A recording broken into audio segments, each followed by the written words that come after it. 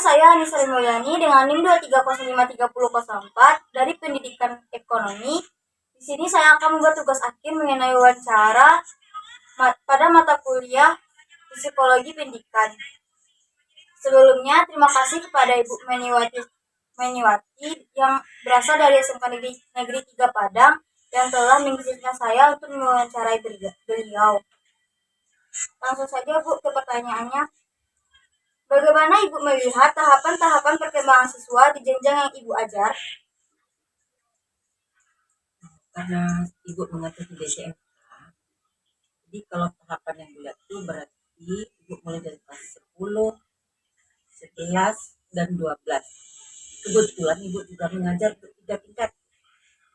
Jadi kalau kelas 10 kita bisa melihat dari bagaimana inputnya dari nilai SMP-nya, SKU-nya, atau nilai ijazahnya. Kalau di kelas 11 kita sudah melihat perkembangannya, bagaimana dia selama kelas 10. Kalau kelas 12 setelahnya kita akan lebih memfokuskan pada soal-soal. Jadi mereka itu sudah kita kenal. Sebelum kita kan baru mengenal, kita mengenal pada hasil yang dibawa dari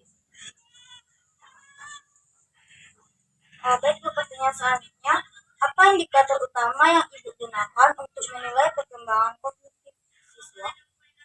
Kognitif itu berarti ilmunya. Kalau itu kita bisa melihat dari kemampuan siswa, bagaimana dia dalam penerapan konsep yang kita ajarkan, bagaimana dia dalam melakukan memikirkan jawabannya, akan menjawab silahnya bagaimana cara berpikir logisnya, dan bagaimana mereka menghubungkan apa yang kita lakukan dengan soal-soal kita berikan juga dalam kenyataan. Baik Bu, pertanyaan selanjutnya yaitu bagaimana pertumbuhan fisik siswa mempengaruhi proses belajar mereka di kelas? Ya, fisik siswa sangat pengaruh dalam PBM, apalagi bagi mereka yang punya kekurangan. Apakah kekurangan mentang, kekurangan yang mungkin dia ada siswa yang matanya buta sebelah, tidak percaya diri. Dia kurang tidak percaya diri. Tapi kalau kita bisa memberikan motivasi, insya Allah dia bisa lebih dengan motivasi. Dan kita juga memberikan pengarahan kepada temannya agar jangan sampai membuli atau memunculkan atau menjauhinya dalam pergaulan, karena mereka juga punya hak dalam ilmu pengetahuan. Baik Bu, apakah perkembangan emosional dan sosial siswa berdampak signifikan pada prestasi akademik mereka? Jelaskan. Coba ya, kalau perkembangan emosional dan sosial siswa sangat pengaruh. Contoh, ada siswa yang sabaran, ada siswa yang no problem, ada siswa yang no comment, no problem, ada yang cuek, tapi yang emosinya tidak terkendali itu yang sangat besar. Tapi kalau siswa yang bisa mengendalikan emosinya itu mereka punya pintar dan bisa mendapatkan dirinya. Kalau siswa juga pengaruh, kadang-kadang finansial dari orang tuanya itu dibawanya ke dalam pertemuan di sekolah. Contoh, orang mampu dengan orang yang tidak mampu, rasanya PD mereka lebih tinggi untuk orang mampu. Jangan orang tidak mampu itu kadang dia merasa istilahnya ingin cari yang aman aja. Contoh di bidangnya militer misalnya, kita tahu dia butuh juga, sementara teman yang merasa mampu tidak punya, dia maksa daripada cari masalah gitu. Bagus diamkan di jalan kita mengalah untuk bagian mampu yang tinggi. Baik Bu, pertanyaan selanjutnya, bagaimana perbedaan tingkat perkembangan siswa mempengaruhi pendekatan pengajaran yang digunakan? Kalau dalam pengajaran berarti siswa itu kan masih dalam tahap yang nyata. Kita menggunakan alat peraga dan metode langsung. Misalnya kita melakukan penjelasan materi, terus kita mengajukan pertanyaan, atau mungkin kita menggunakan pendekatan secara diskusi. Bagaimana mereka menyelesaikan masalahnya dalam pembelajaran yang kita berikan tadi. Oh, baik Bu, pertanyaan selanjutnya, apa strategi yang Ibu gunakan untuk menyesuaikan pembelajaran dengan kebutuhan perkembangan siswa yang beda? Strategi yang kami buat itu tergantung kepada langkah pendekatan kita kepada siswa, bukan pendekatan tapi kemampuan siswa. Kita kan sudah dapat melihat bagaimana kemampuan siswa, bagaimana karakternya untuk di tingkat 2 dan 3. Tapi kalau kelas 10 kan awal-awal itu kita masih mengenal, masih menyesuaikan bagaimana, masih menilai lah gitu, memantau bagaimana karakternya, bagaimana kemampuannya. Jadi kita harus menggunakan cara yang bervariasi dalam mengajar. Juga dalam tugas-tugas yang kita berikan, kita harus menggunakan cara-cara yang lebih pada pendekatan. Oh, baik Bu, pertanyaan selanjutnya, bagaimana pemahaman tentang tahap perkembangan ini membantu Ibu dalam menyusun strategi pembelajaran? Tahap perkembangan siswa, kita melihat dari cara mereka berpikir. Kadang-kadang walaupun usianya lebih tinggi, lebih besar daripada temannya, tapi cara berpikirnya itu yang lebih kecil, lebih mapan, lebih bisa, apa nama itu, lebih bisa terkendali, lebih dewasa, lebih mengerti apa yang kita tuju. Sementara kadang-kadang karena awak lah dagang, tapi kami lagi parang dari nanti sore. Ya kita gitu. Oh, pertanyaan selanjutnya Bu, mengapa penting bagi guru untuk memahami tugas perkembangan siswa?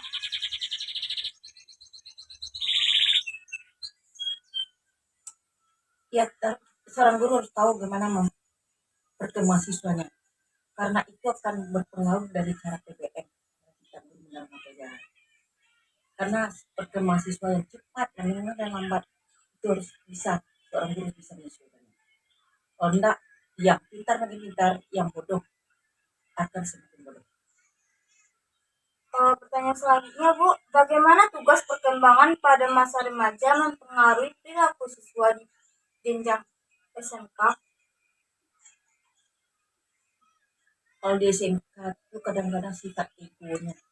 Oh, jadi egoisnya Bu? Egoisnya, karena dia merasa, karena dia remaja itu kan kadang-kadang kalau dia mau utarakan pendapat, kadang tersanggah dia mengatakannya kalau dia nggak benar. Padahal itu belum tentu benar. Jadi apalagi kalau yang merasa yang siswanya tidak bisa mengendalikan emosinya, dia akan menunjukkan bagaimana sebenarnya sikap dia itu. Pertanyaan selanjutnya Bu, apakah Ibu pernah mengamati kegagalan pemenuhan tugas perkembangan pada siswa? Jika iya, bagaimana dampaknya terhadap proses belajar mereka Bu? Memang ada dalam memang tugas tuh, mereka malas dan kata mau mengerjakan, setiap disuruh ada alasannya, setiap diminta caranya bagaimana dampaknya itu akan dari nilai nanti. Tapi sebagai guru kita harus bisa bagaimana cara kita untuk mengembalikan sikap motivasinya untuk mau belajar. Baik Bu, pertanyaan selanjutnya, bagaimana Ibu memastikan bahwa proses pembelajaran di kelas mendukung pemenuhan tugas-tugas perkembangan siswa? Kalau pembelajaran di luar kelas mereka melihat tapi di kelas teori-teori itu akan mendukung tugas langsung, tugas nyata di luar kelas. Jadi bagaimanapun seorang ibu di rumah mengajar anaknya, tapi peran guru tidak bisa dilakukan dalam mengajar di kelas. Kita kan sudah melihat contoh bagaimana ketika guru mengadakan daring ketika COVID. Guru tidak bisa melihat bagaimana perkembangan siswa, karena dengan daring tadi siswa belajar di rumah, yang menjawab soal, yang menjawab ujiannya itu terbenar siswa entah yang lain. Sementara dilihat dari nilainya bagus, pas diuji di sekolah sangat jauh bertentangan. Kecuali itu siswa yang benar-benar belajarnya, cara belajar itu pintar. Pertanyaan selanjutnya Bu, bagaimana peran guru dalam membantu siswa yang belum mencapai tugas perkembangan tertentu? Dengan cara peningkatan emosional siswa. Terus kita harus bekerjasama orang tuanya dan dilengkapi dengan BK. Jadi kalau guru, orang tua, BK seiring sejalan, insya Allah kita pasti bisa kita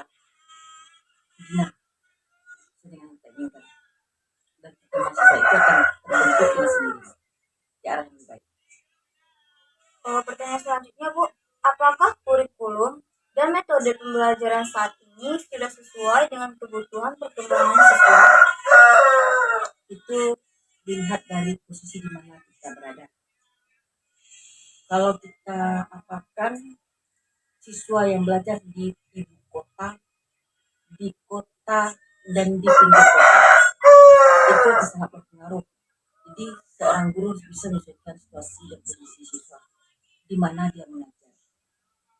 Kalau kita mengajar di kota itu orang-orang lebih kreatif, lebih aktif, lebih apa. Apalagi di kota. Kalau di kota aja sudah nampak.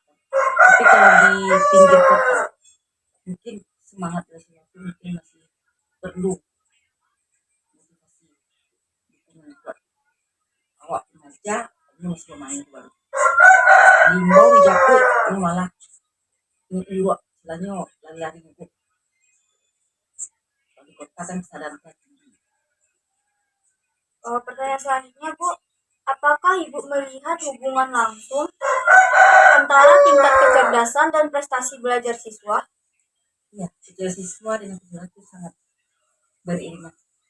Siswa cerdas dan pintar itu akan nampak di prestasinya.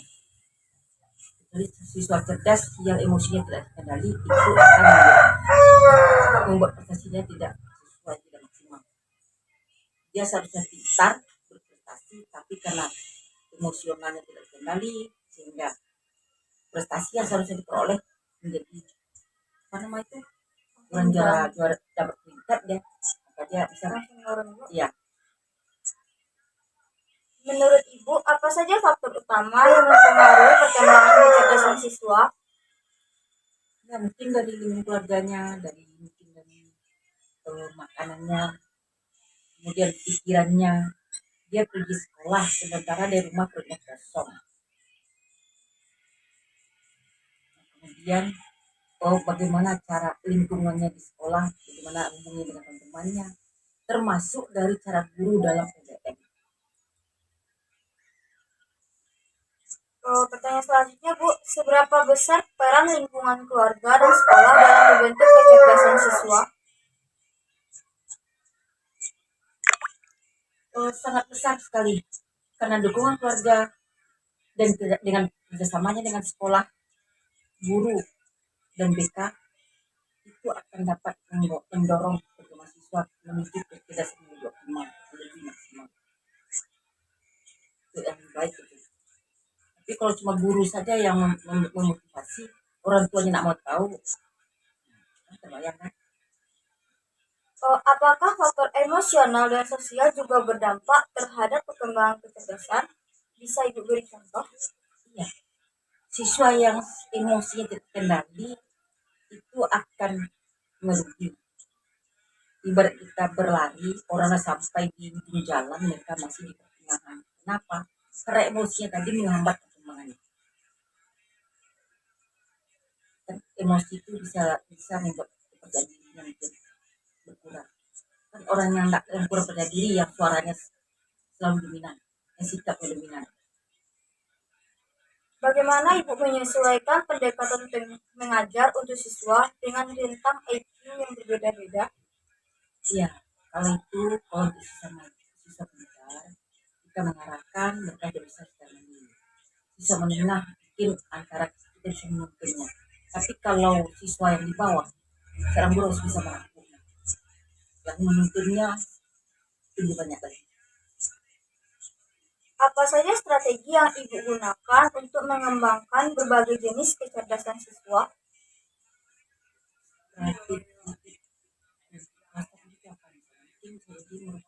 Kayak metode pengajaran Ibu dalam mengembangkan berbagai jenis kecerdasan siswa, misalnya membawa alat peraga, ya, atau menggabungkan musik, gambar ke dalam suatu masalah soal. Kadang-kadang kita selingi PPM itu dengan hal-hal yang membuat mereka istilahnya dalam bentuk penyegaran.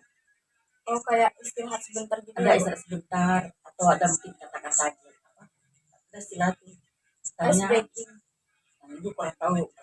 Contohnya mereka istirahat, suruh berdiri sebentar. Satu coba. Refleksi sebentar. Apa nama tuh?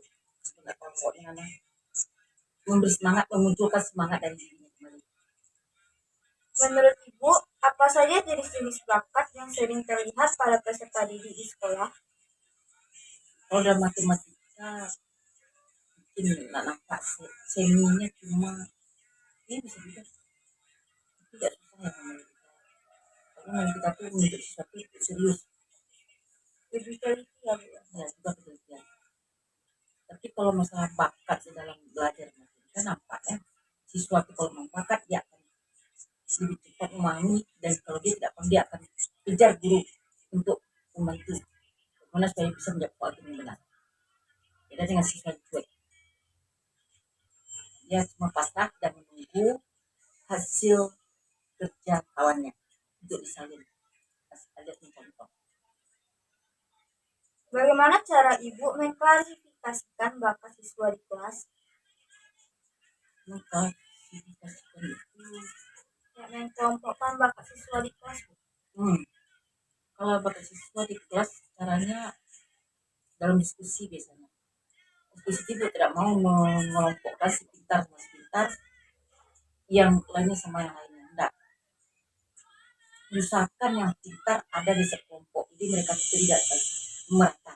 Ada yang pintar, ada yang menengah, ada yang kurang pintar.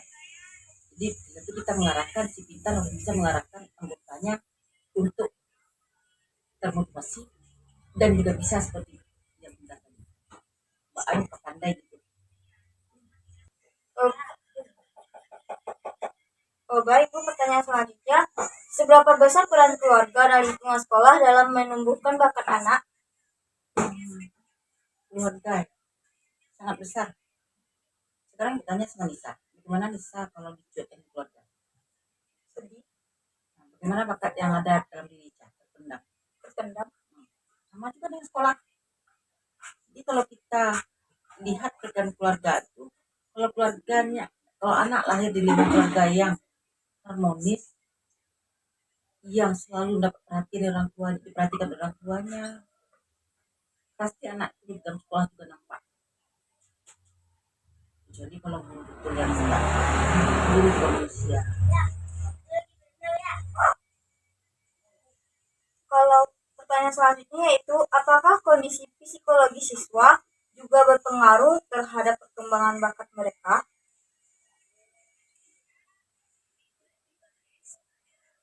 Ya, contoh siswa yang psikologisnya kurang, mereka tidak pernah mengeluarkan apa bakat yang ada di diri. Ini olah mabuk deh malu sih. Dia nampak ini dia mampu tapi malu. Nampak ikonya mampunya malu. Dia bisa tapi tak mau. Sementara yang tinggi apa psikologisnya yang lebih apa, dia akan muncul, dia akan mampu tampil, walaupun dia akan ditertawakan orang. Jadi Pertanyaan selanjutnya, nah, iya. Pertanyaan selanjutnya, Bu, dalam pengalaman Ibu, apakah minat bisa menumbuhkan bakat atau justru sebaliknya? kadang-kadang siswa itu kalau dapat orang yang cocok, bakat itu akan muncul sendiri. Yang sebelumnya mereka punya bakat, tidak minat dan bakat, tapi karena ada mungkin guru itu cara ngajarnya atau mungkin cara bagaimana perhatian segala macam, sehingga hal yang kecil atau mungkin tidak ada sama sekali itu akan keluar sendiri. Sehingga muncullah bakat-bakat yang selama ini tidak pernah diperhatikan. Pertanyaan selanjutnya, Bu, bagaimana Ibu membantu siswa yang memiliki minat besar namun belum menunjukkan bakat tertentu?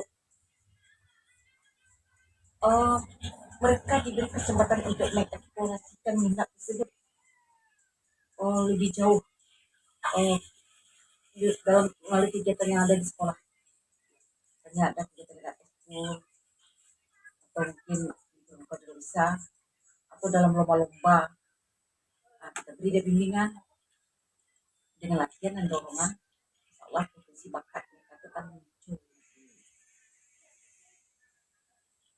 Apa saja cara atau strategi yang Ibu lakukan untuk mengenali bakat siswa di kelas? Pertama dari mereka membuat pertanyaan, dari cara mereka diskusi, dari hasil ujian mereka. Itu nampak sih. Kalau dalam matematika kan itu kan cuma mendengarkan, menjawab soal, berdiskusi, mencari soal, cuma itu nampak. Bagaimana hubungan mereka dengan sistem teman-teman itu. Pertanyaan selanjutnya, Bu, apakah Ibu bekerja sama dengan pihak lain seperti guru BK atau orang tua dalam pengembangan bakat siswa? Ya, siswa yang bermasalah atau yang sering menunjukkan sikap yang kurang bagus dalam dalam sekolah, dalam sekolah pelajar lah, itu kita melibatkan bukan guru BK saja, kasih walas, Wali kelas juga ya, wali Bu? kelas, terus BK. Kalau enggak juga bisa orang tua, enggak juga bisa orang tua, tajur orang tua, BK, walas, dan guru. Jadi guru maba, Guru walas, masuk, BK, walas, terus BK, orang tua, tua, baru ketua terus jurusan. tajur gitu. Kalau masih juga sampai ketua kasis. Kalau sampai nanti mereka terakhir bikin perjanjian pernyataan dengan menggunakan materai. Bagaimana Ibu menyesuaikan pendekatan pengajar terhadap siswa yang menunjukkan bakat yang menonjol? Oh, kita berikan tantangan, istilahnya bagaimana mereka tuh bisa lebih mengembangkan secara mendalam. Oh, boleh mengeksplorasi. Ya, mengeksplorasikannya lebih mendalam. Contohnya, kalau di mereka kan ikut olimpiade.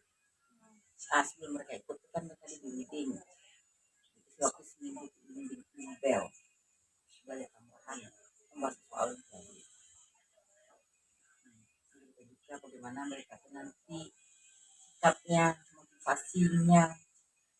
Istilahnya kita sekarang berusaha berdoa, terus tanding, juara tak juara itu pulang pada usaha dan doa kita, dan semua itu bukan oleh mereka. Dan kita lihat itu bahwa mereka tuh berhasil tak berhasil kita tidak akan. Pertanyaan selanjutnya, Bu, dalam aktivitas kelas, di tahap mana siswa biasanya menunjukkan proses kreativitas mereka? Kalau matematika itu dalam menjawab pertanyaan, diberi soal sebenarnya, kemudian dalam diskusi. Diskusi ya, Bu? Ya, dalam menjawab soal individual dan diskusi. Pertanyaan selanjutnya, apa saja faktor yang menurut Ibu dapat mendorong atau menghambat kreativitas siswa?